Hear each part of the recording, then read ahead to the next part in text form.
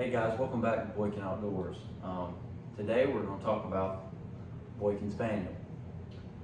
And I have been running this channel for a little over, I think it's been about a year, a little over a year now. Just not really seriously now. I'm trying to start making the channel a little bit more serious. But I realized I had not talked about the Boykin Spaniel much, what she is, when I got her, how I got into it. So I figured I would take a few minutes today and maybe make a little video just for some background info on us. So I got Bear she's 3 years old. I got her as a puppy, so I got her about 3 years ago, a little over 3 years ago, and she is a Boykin Spaniel. I got her out from a breeder named Creek Boat Kennels down in Myrtle Beach, South Carolina, because Boykin Spaniels are the South Carolina state dog. I got into Boykin Spaniels about 4 years ago or 5 years ago. I hunted over my buddy Trey's. Never heard of him. I honestly, he's gonna probably not like to hear this, but I in my head, I kind of laughed at the dog the first time I seen it, and I was like, are you kidding me?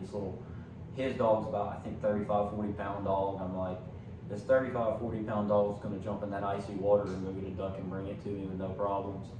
And I was like, okay, well, we'll see. So we went on a hunt.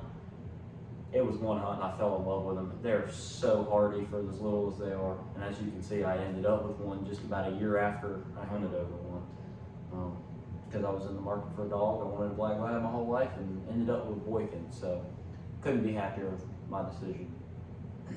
Like I said, so a little background on the Boykin Spaniel. Like I said, they're a South Carolina state dog.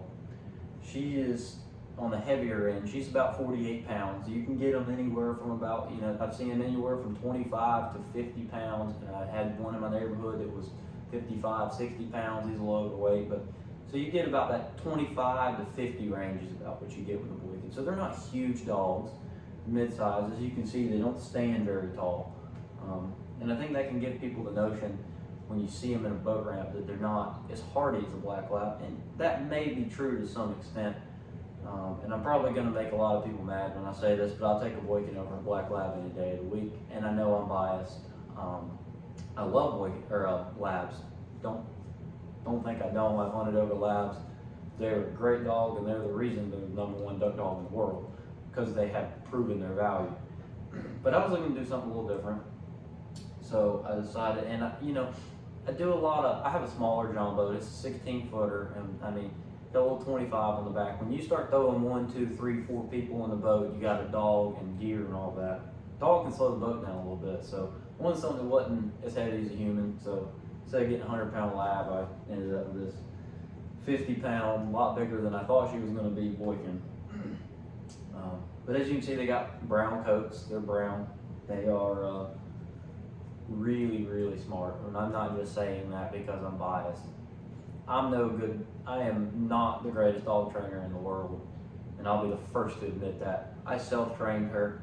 It was really her just kind of following what she wanted her to do, if that makes sense. Like, I would show her something, and it really didn't take much training, so to speak, to get her where I wanted to get her. She just kind of picked up on things really quickly. And the thing about Boykins is they can be hyper. And she gets hyper, she does. But overall, she'll give you everything. She's got her tank, and then she's ready to sleep at the end of the day. And she will hunt till the last minute. She'll about kill herself to get a bird. They're just, like I said, extremely smart dogs, and they are tougher than they look, trust me. Like I said, I pull up the boat ramps and I've seen people smirk, they kind of laugh a little bit. Then all of a sudden, the dog goes to work and does what it's supposed to do, and they're like, holy crap, kind of thing. So don't underestimate them. So I'm going to get into, should you get a Boykin for hunting? Should you get a Boykin for just like a house dog, for a family dog? For hunting, 100%. If you're going to hunt that dog, you're going to run that dog daily or every other day, to keep it moving constantly, get a Boykin. If you have any questions, comments, concerns, leave them below. I can answer those. As far as for a hunting dog, if you're looking for one for a family dog, they are so calm most of the time when it comes to being around kids and stuff. Some I have seen can be aggressive, but that's with any dog. As far as, and what I mean by calm, I don't mean not energetic, because they are fully energetic. I just mean that they don't I've never seen a Boykin try to bite at a kid, but I have seen on some of the Facebook pages and stuff doing that stuff. I think it's really just a product of how they were raised more than anything. But yeah, so it's for a family dog. They can be energetic. That's a warning. They can be energetic, but if you spend the time with them, you train them, they can be great family dogs. They can be good with kids. They'll keep you moving, that's for sure. As far as hunting dogs, they're great in the cold weather, a lot better than people would think. But for her, like when it's got a big yawn there. For her, when it's really cold outside, like I'm talking 30s, for us, that's really cold down here in southeastern warm. When it gets into the 30s, low 40s, I bring like I have some burlap we cover the boat with. I'll just kind of wrap her up in that just for the ride back when she's already wet. I mean, she doesn't really need it, but it's just kind of like just extra comfort thing, make her time more enjoyable, and you know she's okay. You don't really, like I said, you don't really need to do that. And as far as the drive behind these dogs, I can't hold her back. You should see me trying to train her to be steady. I will say that with a hunting dog with these, is training these dogs to be steady. Is they want to get that bird so bad that you can't really steady them that well. But if you work with them hard enough and you get them steady, it's not saying it's impossible. It just may take a little more training than a lab to get them steady.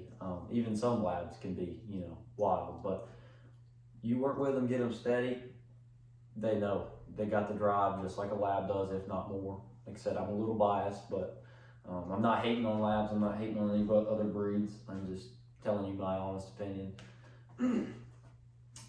Guess she's done. But yeah, great on land, great in the water. And some of the concerns that people have is, can this Boykin fetch bigger ducks? Yes, I have people around me. I've seen these Boykins fetch swans, the swans that come up to the northern part of the state, up in the Outer Banks, that people go on those swan hunts up in Hyde County and areas like that. I've seen multiple Boykins actually up there retrieve those swans. I've seen Boykins retrieve on YouTube and other stuff. I've seen Boykins retrieve everything from mallards and geese all the way down to teal, dove, that can do it all. They're also great, like I said, great upland dogs. They're not just for waterfowl. I use mine mostly for waterfowl, but I do take her for duck hunting, and she loves just being out there in the field. She loves going wherever I go.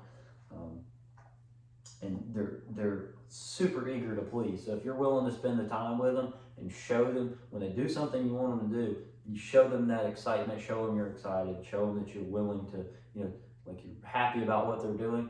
That eagerness to please comes out, and they just keep doing it. And it's, like I said, it makes them super easy to train.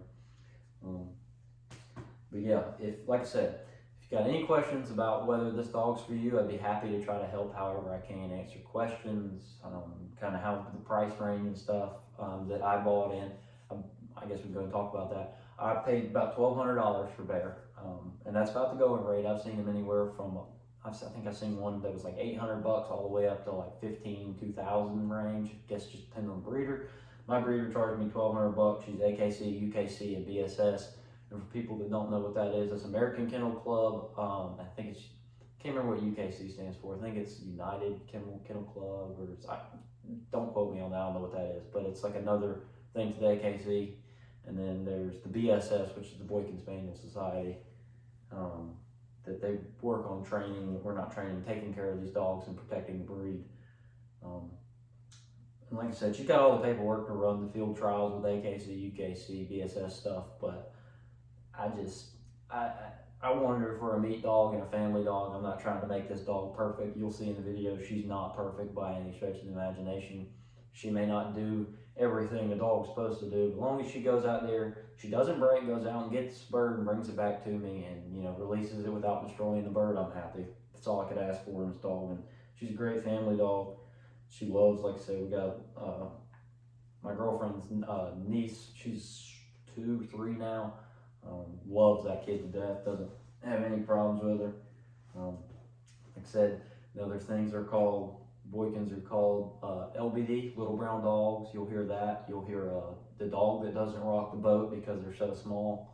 But a negative that comes with them is, another negative is what they call a destroykin. They're called destroykins for a reason. Some of these dogs like to get into stuff and eat stuff. They got the spaniel spasm in them. But I never had that problem with this girl, but I know it has been a problem for other people. But yeah, as far as it goes, they're great dogs for hunting and just being outdoors, and we're having a family dog. Like I said, a little hiker. But if you're interested, leave comments below. I can try to help you answer questions about family, hunting around them, over them, with them, what their personalities can kind of be like, that sort of things. If you don't mind, hit the subscribe button, the like button, comment a little bit down below. Let me know what you think. Like I said, I'm trying to help you. We got some hunting videos coming here in the future, hopefully. Our season is closed currently, so I'm just trying to make videos like these vlogs to move some content out, keep things flowing a little bit. But yeah, as soon as our season's open back up, I'll be hitting it pretty hard, trying to get some footage of some duck hunts. Should be able to get on a pretty good amount of duck hunts as long as school stays the way it is right now. But yeah, so like I said, appreciate your support, and as always, thank you.